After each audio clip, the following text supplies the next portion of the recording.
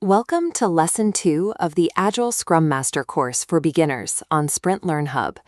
Many people hear the word Agile and immediately picture a specific software program, a strict type of meeting, or a list of corporate buzzwords thrown around in an office. Let's clear that up right away. Agile is actually a way of thinking about work. It is a mindset that helps teams handle projects where the final solution isn't completely clear from day one, and where requirements are likely to change as the project moves forward. Before we ever look at specific project management tools or frameworks, we have to understand this underlying way of thinking. The tools only make sense once the mindset clicks into place. Let's ground this in a real-world example. Imagine a team is asked to build a brand new online learning platform. In a traditional planning approach, that team might start by drawing up a massive, highly detailed master plan. They try to predict every single page, feature, and step from the very beginning. The team then takes that blueprint and spends months building the product in complete isolation, without ever letting real people try it out. When they finally launch, they often find that the market has moved on. They misunderstood what users actually needed, and many of those carefully built features are completely ignored.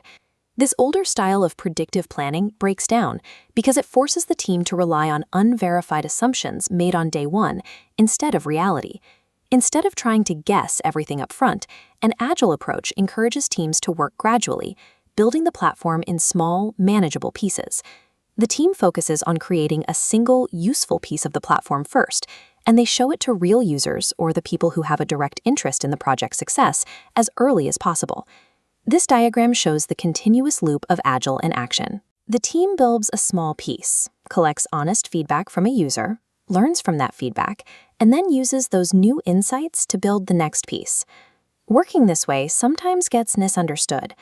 Agile does not mean working fast without thinking, throwing away all plans, or changing direction randomly. What it really means is flexible planning. The team does the work, inspects the actual results, and adapts their plan the moment new real-world information appears.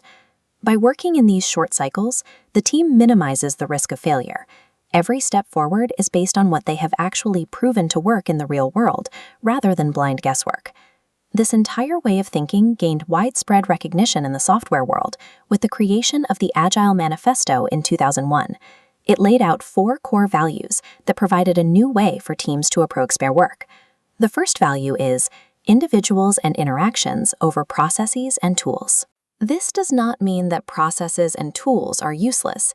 It means that communication and collaboration between people are more important than relying on complicated tools without real understanding. The second value is working software over comprehensive documentation. Because the Agile Manifesto was created in the context of software development, the original phrase focuses on working software. In a broader sense, we can understand this as a real, usable result is more valuable than long documents and plans that do not lead to actual value. The third value is customer collaboration over contract negotiation. This means that the team should not work in isolation from the customer or the user. Instead, the team should collaborate, understand needs, and learn from feedback throughout the work. The fourth value is responding to change over following a plan.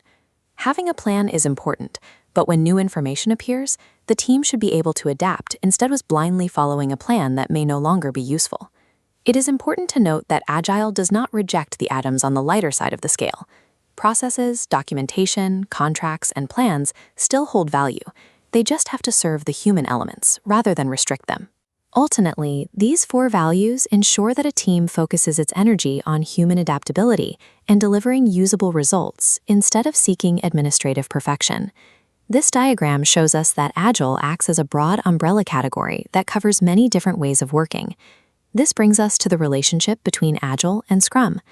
Agile is the guiding philosophy, and Scrum is one specific framework that teams use to apply that philosophy to their daily work. This means that all Scrum is based on Agile principles, but not all Agile teams use Scrum. They might use other approaches under the umbrella, like systems that focus purely on visualizing the flow of tasks to keep work moving. We will focus heavily on Scrum because it serves as the practical, mechanical engine for those broad ideas.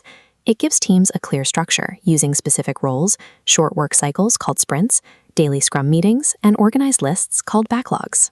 Teams rely on Scrum because a mindset alone cannot organize a complex schedule.